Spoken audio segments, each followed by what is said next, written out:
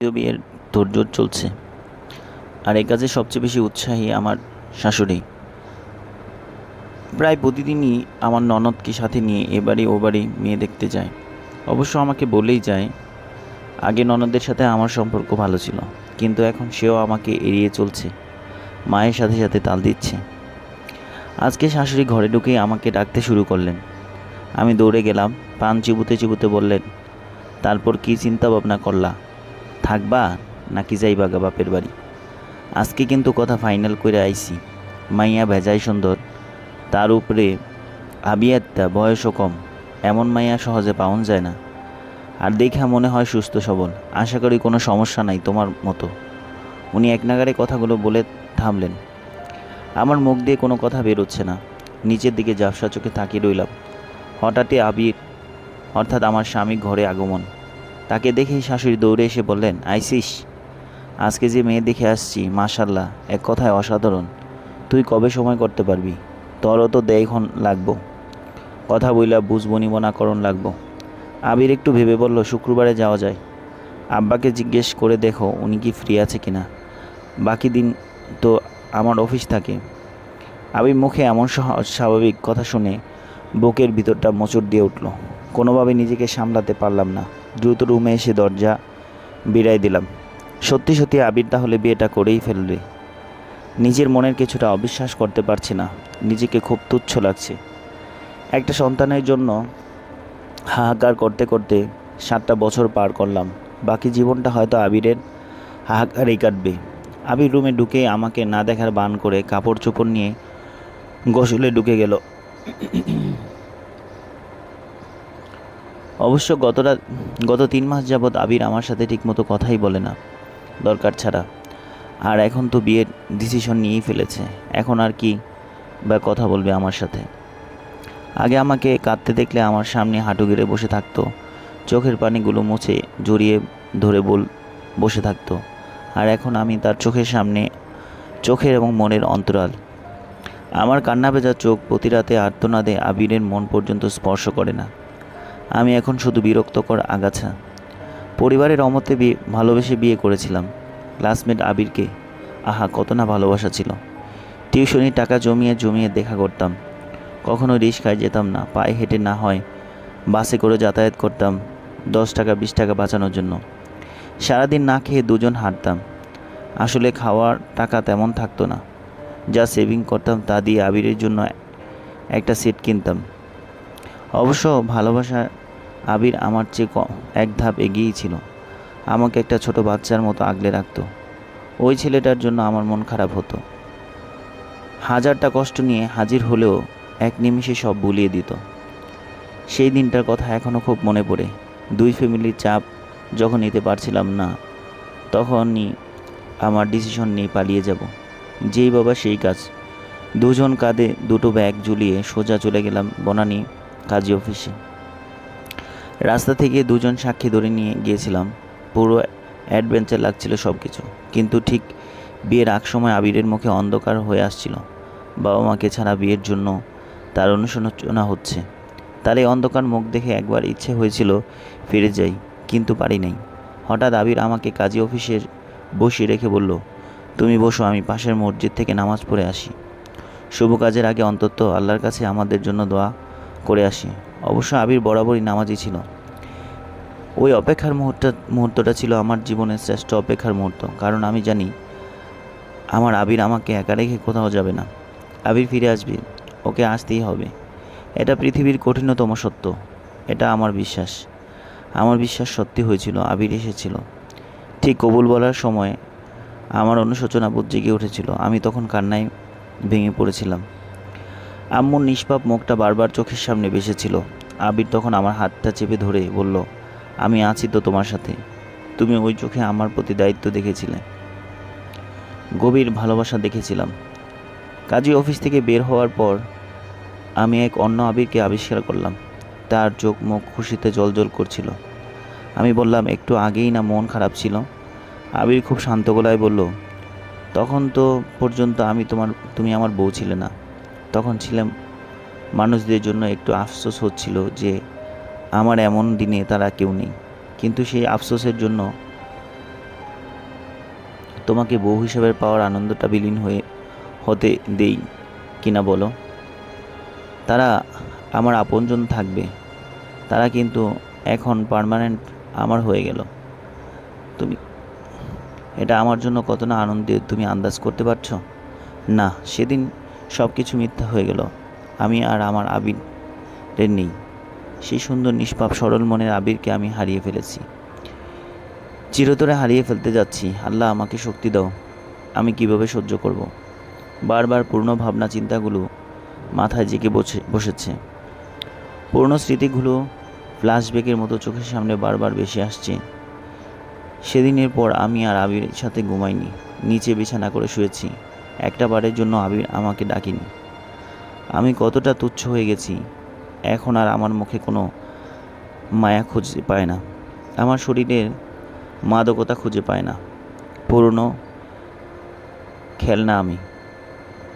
গত শুক্রবারে মেয়েও দেখে এসেছে। তারপর থেকে আবির বেশ খুশি খুশি দেখাচ্ছে।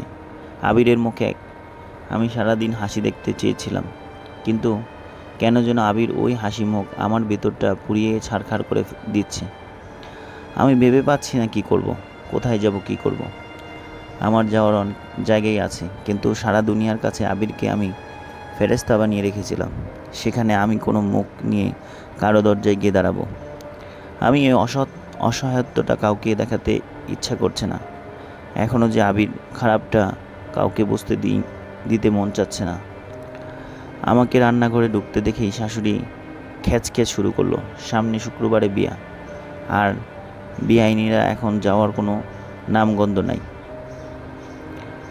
আমার সাফ সাফ কথা, নতুন বউ আউনের পর ওই ঘরে যাওয়া বন্ধ। ওই ঘরে ঢুকলে পা ভাঙিয়া ফেলামো। বহুত কষ্ট করে মাইয়া জোগাড় করছি। এত বিষাক্ত কথাগুলো কানে আসতেই আমার শরীর থরথর করে কাঁপতে শুরু করলো। হাত থেকে কাচের বাটিটা পড়ে গুঁড়ো গুঁড়ো হয়ে গেল।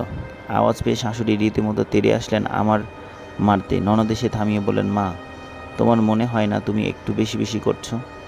বাবি এখন হঠাৎ করে কোথায় যাবে? সময় হোক, উনি নিজেই বুঝবে ওনার জন্য কোনটা ভালো কোনটা মন্দ। গণ্ডগোল শুনে আবির দৌড়ে এসে বলল, এত চিল্লাচিল্লির কিছু নাই। মীরার ইচ্ছা হলে এ বাড়িতে থাকবে, না হয় চলে যাবে, কিন্তু বের করার অধিকার এখনও আমাদের নাই। আইনগত এখনও তার এই বাড়িতে থাকার খাওয়ার অধিকার আছে। আমি রাজুকে খবর দিয়েছি, কাল এসে স্টোর রুমে পরিষ্কার করে রং করে দেবে। আর একটা সিঙ্গেল খাট অর্ডার করেছি, বাকি যা লাগে ম্যানেজ করে দেওয়া যাবে। থাকা নিয়ে সমস্যা হবে না আশা করি।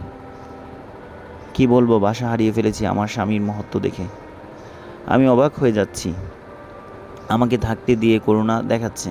বাহ, আমি জানি এগুলো করছে শুধুমাত্র আল্লাহকে জবাব দেওয়ার ভয়ে। এখানে বিন্দুমাত্র ভালোবাসার ছিটে ফোঁটা থাকলে আবির বুঝতে পারত আমি কতটা কষ্টে আছি। অধিকার নিয়ে বড় বড় কথা বলবো, কিন্তু এটা বুঝলো না আমার আসল অধিকারই কেড়ে নিচ্ছে। 3 দিনই স্টোর রুম গুছিয়ে টিপটপ করে ফেলেছে। নতুন খাট, ছোট ওয়ার্ড্রপ আর টেবিল এনেছে। এসব দেখে দেখে আমার শাশুড়ি জ্বলে পুড়ে মরে যাচ্ছে। বোকা মহিলা, উনি বুঝতেই পারছে না এসব করুণা আমার জন্য সুখের না, গর্বের না। যে স্বামী লাথি মেরে বের করে দেয় নাই, এগুলো লজ্জার, অপমানের, কলিজাটা যন্ত্রণার, এগুলোতে বোঝার ক্ষমতা ওনার নেই। রাতে আমি নিচে বিছানা করেছিলাম। আবির আমার দিকে না তাকিয়ে বলল, ও রুমে যাও, অভ্যেস হোক। আবিরের এই কথায় মনে হলো আমার কলিজাটা কেউ টেনে বের করে এনে ছিঁড়ে টুকরো টুকরো করে ফেলেছে। আমি শুকনো গলায় বললাম, অভ্যাস হয়ে গেছে অনেকটা। আর তো 2টো রাত, তোমার একটু কাছাকাছি না হয়ে থাকি। আবার গলা নামিয়ে বলল, তোমার ইচ্ছা। সারাটা রাত আমি ঘুমাতে পারিনি। ফজরের আগেই বিছানা জেগে উঠেছিলাম। হঠাৎ আবিরের নিষ্পাপ মুখটার দিকে চেয়ে যেতেই ঝাপসা হয়ে গেল। কি নিষ্ঠুরতম পৃথিবী! আমি চাইলে আমার আবিরকে জড়িয়ে ধরে চিৎকার করে বলতে পারছি না, আবির, আমার খুব কষ্ট হচ্ছে, আমি মরে যাচ্ছি, আমাকে বাঁচাও, তুমি আমার কলিজার টুকরা, তোমার উপর শুধু আমারই অধিকার, তোমার বুকে শুধু আমি মাথা রাখবো। ওই উষ্ণ বুকের ভালোবাসাটা শুধু আমার। আমার খুব ইচ্ছে হলো আবিরের বুকে গিয়ে ঝাঁপিয়ে পড়ি, কিন্তু পারলাম না। অধিকার হারিয়ে অধিকার দেখানোর মতো বিড়ম্বনা নিয়ে কাল আমার স্বামীর বিয়ে। আমি এখনও জীবিত আছি। আমার সবচেয়ে প্রিয় মানুষটাকে প্রায় হারিয়েও নিজের কাছে খুব অবাক লাগছে। আজ কত রাগারাগি ঝগড়ার সময় মরে যেতে চাইছিলাম, কিন্তু এবার যেন প্রচণ্ড কষ্টে নিজেকে তিলে তিলে মারতে ইচ্ছে করছে।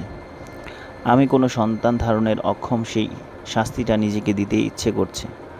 যদি কোনো রকম বেঁচে যাই, আত্মহত্যার মতো ঘৃণিত কাজ না করে থাকতে পারি, তবে জান্নাতে গিয়ে আমার স্বামীর ভাগ বুঝে নিব। আমার মাথা পাগল হয়ে গিয়েছিল, কী সব আবোল তাবোল ভাবছিলাম।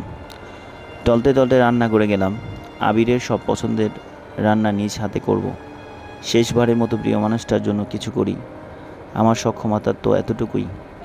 রাতে রুমে ঢুকেই দেখি আবির গলা নামিয়ে ফোনে কথা বলল। আমাকে দেখেই ফোনটা রেখে দিল। হয়তো হবু বউয়ের সাথে কথা বলছে। আমি বিছানার পত্র নিয়ে যাব। আজ রাতে ওই রুমে থাকতে হয়তো আমি হার্ট অ্যাটাক করে মরেই যাব। আবিরের মুখটা আমার জন্য বিষ হয়ে গেছে। ওই চোখে মুখের মায়ার আমি হাজারবার মরে যাই। আমাকে যেতে দেখে আবির বলল, কোথায় যাও? আমি হাসার চেষ্টা করে বললাম, যেখানে আমার থাকার কথা। আবির বলল, আমার ঘুম আসছে না। অনেক দিন তোমার সাথে কথা হয় না ঠিকমতো। আজকে রাতটা আমরা গল্প করেই কাটাই, কি বলো? কি নির্মমতা, তাই না? পৃথিবী কোনো মেয়েই হয়তো আজকের গল্প করে কাটাতে ইচ্ছা করবে না, মুখটা দেখতেও ইচ্ছা করবে না, কিন্তু আমি ওই পাগল অন্ধের মতো ভালোবাসি আর প্রতিবার হেরে যাই। তাই আজকেও আবিরের আবদার ফেলার শক্তি আমার হলো না। আমি দীর্ঘশ্বাস ফেলে বললাম, এখন আবদার হয়তো এটাই শেষ। ফিরেই কি করব বলো? আবির আমার কথা উত্তর না দিয়ে বলল, জানো, মেয়েটা বাড়ি মিষ্টি, মায়া বড়া চেহারা, তোমার সাথে খানিকটা মিল আছে, তোমার মতো শান্তও বটে। কেন যেন এতজনের মাঝে আমি তোমার মতোই একজনকে খুঁজছিলাম। এটাও একটা ভালোবাসা। আমি মুচকি হেসে বললাম, ভালোবাসাই তো, কিন্তু আমার মতো অপয়া যেন না হয়। আমার ওই কথায় আবির মুখে লেগে গেল। খুব বিরক্ত হয়ে বলল, আজকের এই দিনটার জন্য তুমি দায়ী। তুমি নিজে হাতে তোমার কপালের দুঃখ টেনে এসেছ। আমি চোখের পানি মুছতে মুছতে বললাম, আমি দায়ী, আমি অপয়া। আবির আরও রেগে গিয়ে বলল, দেখো মীরা, আমি জানি সন্তান না হওয়ার সামাজিকতা আর পারিবারিক চাপটা তুমি নিতে পারছিলে না, কিন্তু কথায় কথায় ঝগড়া হলেই নিজেকে হ্যাও করো, ছোট করো। আমাকে বারবার বিয়ের কথা তুমি বলনি। শেষবার যখন ঝগড়া হলো তুমি চিৎকার করে বলছিলা আমি যেন বিয়ে করি, আর না হয় তোমার মরা মুখ দেখি। তোমার মরা মুখ দেখতে চাই না, তাই তো এত কিছু। আমি আর নিজেকে ধরে রাখতে পারলাম না। আবিরকে জড়িয়ে ধরে হাউমাউ করে কাঁদতে কাঁদতে বললাম, তুমি কেন বুঝলে না আবির, কোনটা আমার মনের কথা আর কোনটা আমার মুখের কথা? আবির চোখের পানি আড়াল করে বলল, সব সময় বুঝে নেওয়ার দায়িত্বটা কি আমার ছিল? তুমিও তো বুঝতে পারতে আমার মনের অবস্থা, কিন্তু তুমি সব সময় আমাকে প্রেশনাইজ করছো। আমি আবিরের গলা জড়িয়ে রেখে কাঁদতে কাঁদতে বললাম, তুমি বুঝোনি আমি মানসিক কষ্ট নিতে না পেরে তোমার উপর রাগ ঝাড়তাম শুধু, কিন্তু এটা আমার অন্যায় ছিল। আমি আমার ভুল বুঝতে পেরেছি, কিন্তু তুমি ওই ভুলের শাস্তি এত নির্মম কেন বলতে পারো? আবির তার গলা থেকে আমার হাত ছাড়িয়ে বলল, কিন্তু তোমার বুঝতে বুঝতে অনেক দেরি হয়ে গেছে, এখন আর কিছুই করার নেই। আমি ঢুকরে ঢুকরে কাঁদতে থাকলাম। আমার মনে হলো আমি আবিরের পা ধরে অনুরোধ করি যেন সে বিয়েটা না করে, কিন্তু পারলাম না। মনে হলো যে যেতেই চাইছে তাকে আটকে রাখে বোকামি। আর তাছাড়া সত্যিই তো আমি আবিরকে কেন সন্তান দিতে পারবো না, তাই আমার অনুরোধ করা সাজে না। ফজরে আজান পড়েছে, একটা দুইটা পাখির আওয়াজই বেশি আসছে। আমি আর আবির দুজনেই মাটিতে হেলান দিয়ে বসে আছি। আমার ঠোঁটগুলো শুকিয়ে চৌচির হয়ে আছে, চোখ দিয়ে রক্ত পড়বে মনে হচ্ছে, এতটা জ্বালা হচ্ছে। মুখ দিয়ে হাঁ করে নিঃশ্বাস নিচ্ছি। আচ্ছা, আমার যতটা কষ্ট হচ্ছে আবির কি তার অর্ধেকটা কষ্ট হচ্ছে? হলে হয়তো আমাকে একা করতে পারতো না। আবির উঠতে উঠতে বলল, আমার শেষ একটা অনুরোধ রাখবা? আমি শুকনো গলায় বললাম, রাখবো। আবির আলমারি থেকে একটা ব্যাগ বের করে বলল, আমি জানি তোমার খুব কষ্ট হবে, কিন্তু তবু আমার জন্য এই শাড়িটা তুমি পরো। মাস 3 আগে কিনেছিলাম। ঝগড়াঝাটি অশান্তি সব মিলিয়ে দেওয়া হয়নি আর। আমি চাই আজকে তুমি একটু ভালোভাবে পরিপাটি হয়ে থাকো। সকালে ফুল আসবে বাসর ঘর সাজানোর জন্য। তোমার জন্য বেলি আনতে বলেছি। খোপায় পড়ো। আমার নতুন জীবন শুরুতে তোমার সুন্দর মুখটা দিয়ে শুরু হোক। আমি শুধু শুনলাম। আবিরের এত নিষ্ঠুর চাওয়া আমার পক্ষে পূরণ করা সম্ভব হবে কিনা যেন আমি মাথা নেড়ে সম্মতি জানালাম। ননদের মুখে যতটুকু শুনেছি, ঘরোয়াভাবে বিয়ে হচ্ছে। শুধু মেয়ের মা বাবা আর এই পরিবারের আবিরের মা বাবা 8-10 জন মিলে বিয়ের কাজ সারবে। সন্ধ্যার আগেই বাড়ি ফিরবে। আমিও আবার ব্যাগপত্র গুছিয়ে ফেললাম। আবির আসার পর তার বউটাকে প্রথম এবং শেষবারের মতো দেখেই চলে যাব এ বাড়ি ছেড়ে। বউকে অসহ্য যন্ত্রণা নিয়ে আবিরের দেয়া শাড়িটা আর বেলি ফুল এর মালা নিয়ে নিজেকে তৈরি করলাম। আমার সাজানো ঘরটা আজকে ফুলের বাসর সেজেছি অন্য কারোর জন্য। কি সুন্দর করে সাজানো! আমার বাসরটা এত সুন্দর হয়নি। পালিয়ে বিয়ে করে সুবাদে আফসোস আর হতাশা আমাকে আঁকড়ে ধরেছে। পুরো বাসায় আমি একা, সবাই গেছে নতুন বউ আনতে। আমি বসে বসে অপেক্ষার প্রহর গুনছি। সন্ধ্যার পর বাসার বেল বাজলো। বেলের আওয়াজ আমার শরীর কাঁপতে লাগলো। কোনো রকম টলতে টলতে দরজা খুললাম। প্রথমে আমার ননদ খুব হাসি হাসি মুখে ঘরে ঢুকলো, কিন্তু তারপরে আমার শ্বশুর শাশুড়ি মুখ কালো করে ঘরে ঢুকতে বলল, অলক্ষণী কোথাকার, বলেই হন হন করে চলে গেল। সবার শেষে আবির আসলো।